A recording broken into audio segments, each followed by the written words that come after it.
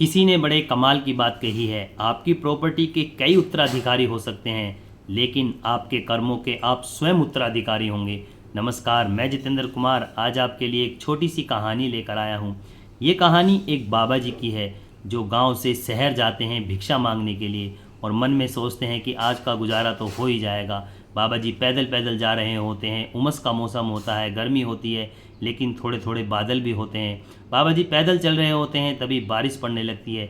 बाबा जी बड़े प्रसन्न होते हैं, भगवान को धन्यवाद देते हैं और कहते हैं, प्रभु तेरी माया, अभी तो इतनी गर्मी थी, अब बारिश होने लगी। बाबा जी बड़े प्रसन्न होते हैं, भजन करते करते चले जाते हैं और धीरे धीरे वो शहर पहुंच जाते हैं। शहर में एक नुक्कड़ के पास खड़े होते हैं तो बाबा जी देखते हैं कि सामने एक हलवाई की दुकान होती है जिस पर गरम गरम जलेबी बन रही होती हैं। बाबा जी के मुंह में पानी आ जाता है। बाबा जी सोचते हैं कि अब तो जलेबी ज़रूर खानी पड़ेगी, लेकिन बाबा जी फिर ये सोचते हैं कि एकदम से जाकर कैसे भिक्षा मांगूं कि मुझे जलेबी खानी है।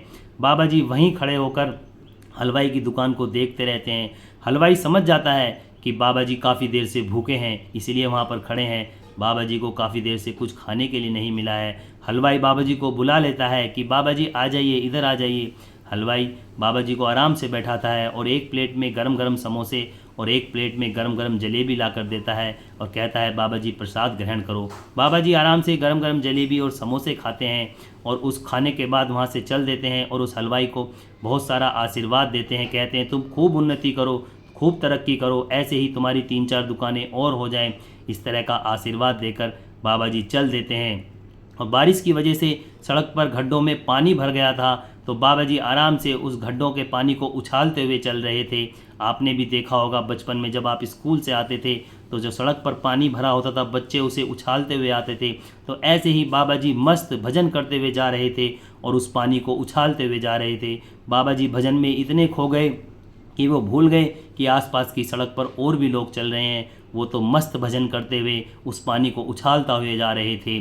तभी पीछे से एक नया जोड़ा आ रहा था जिसकी अभी अभी शादी हुई थी। बाबा जी पानी उछालते हैं और पानी की उछालने की वजह से थोड़ी सी कीचड़ उस महिला के साड़ी पर जाकर गिर जाती है और उसका हस्बैंड, जो उनका नया नई शादी हुई थी, उसका हस्बैंड बहुत गुस्सा होता है और बाबा जी को आकर उल्टी सीधी बातें सुनाने लगता है, बाबा जी को गालियां देने लगता है।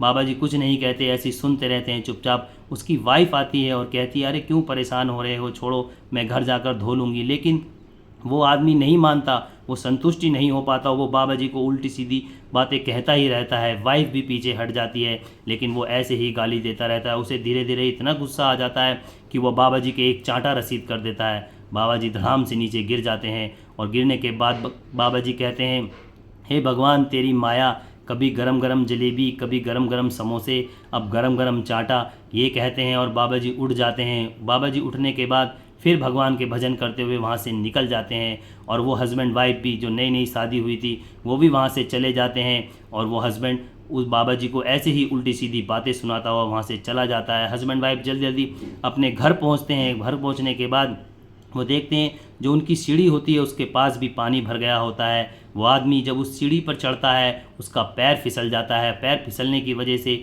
वो धड़ाम से नीचे गिरता है, उसका सर नीचे पत्थर में लगता है, खून बहने लगता है और वो बेहोश हो जाता है। उसकी जो वाइफ होती है, उसकी पत्नी जो होती है, वो सभी आसपास के लोगों को बुलाती है मदद करने के लिए। काफ़ी सारी भीड़ इकट्ठा हो जाती है। तो उनमें से एक व्यक्ति पूछता है कि इनके चोट कैसे लग गई। तब वो उसकी पत्नी कहती है कि अभी मेरे पति ने एक बाबा जी के चांटा मारा था, जिसकी वजह से शायद बाबा जी ने इन्हें श्राप दे दिया।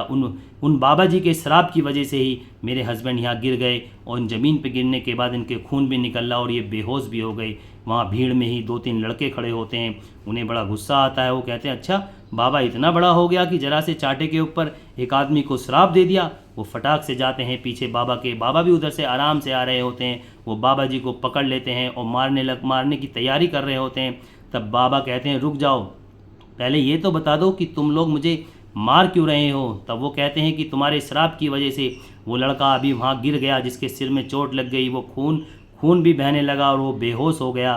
तब बाबा जी कहते हैं, क्या तुम्हें ये पता है कि उस लड़के ने मेरे चांटा क्यों मारा था। तब वो कहते हैं लड़के, नहीं हमें तो नहीं पता।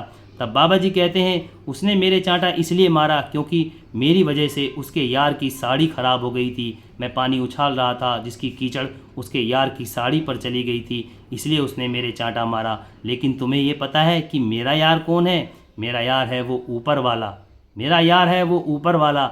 शायद उसे बुरा लगा हो क्योंकि उस लड़के ने उसके यार के चांटा मारा, जब मेरे चांटा लगा तो मेरे यार को बुरा लगा, तो इसलिए शायद ऊपर वाले ने उसे वहाँ गिरा दिया पानी में, जिसकी वजह से उसके चोट लग गई। वो लड़के बात समझ जाते हैं और पीछे हट जाते हैं। बाबा जी ऐसे ही भजन करते हुए सीधे निकल जाते हैं। दोस्तों कहानी तो यहीं ख़त्म हो जाती है, लेकिन कहानी हमें दो बातें सिखा कर जाती है। पहली ये, जब हम भगवान पर विश्वास करते हैं, हमेशा भगवान पर विश्वास करके चलते हैं, तो हमारे सारे काम सिद्ध होते हैं। और दूसरे ये कि कर्म हमारे आगे ज़रूर आते हैं, जैसे हम कर्म करेंगे उसका रिजल्ट कभी ना कभी हमारे सामने ज़रूर आएगा। इसलिए अपने कर्मों को सही करके चलिए, सही कर्म करिए ताकि आपको बाद में पछताना ना पड़े। इसीलिए मैंने कहानी के शुरू में ही ये कहा था कि आपकी प्रॉपर्टी के तो कई उत्तराधिकारी हो सकते हैं, लेकिन आपके कर्मों के आप स्वयं उत्तराधिकारी होंगे। इसलिए कोई भी ऐसा कर्म ना करो जो बाद में जिसकी वजह से आपको पछताना पड़े। तो दोस्तों ये कहानी हम यहीं समाप्त करेंगे, छोटी सी कहानी। यदि आपको अच्छी लगी हो तो हमारी वीडियो को शेयर करें, लाइक करें और हमारे चैनल को सब्सक्राइब करें। मिलते हैं आपसे एक नई वीडियो में एक नई कहानी के साथ। तब तक के लिए नमस्कार, जय हिंद।